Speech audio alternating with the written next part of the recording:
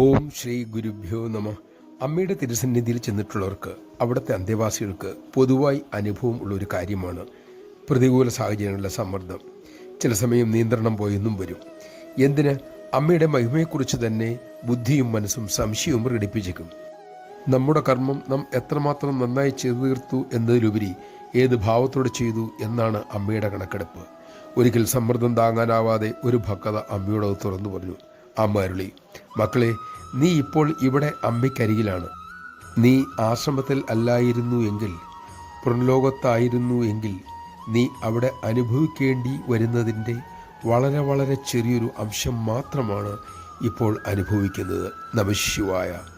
അമ്മ അഭയം തരുന്നതിനൊപ്പം നമ്മുടെ ദുരിതങ്ങൾ കൂടി ഏറ്റെടുക്കുന്നുണ്ട്. എന്തൊക്കെ പ്രകോപനം ഉണ്ടായാലും ആ തിരുസന്നിധി വിട്ടുപോകാതിരിക്കാൻ നമുക്ക് കഴിയണം. കാരണം അത് വറചട്ടിയിൽ നിന്നും തീയിലേക്കുള്ള ചാട്ടമായിരിക്കും. നാം കൊണ്ടുവന്ന നമ്മുടെ പ്രാരബ്ധങ്ങളാണ് നാം അനുഭവിക്കുന്നത് എന്നും മറക്കാതിരിക്കട്ടെ.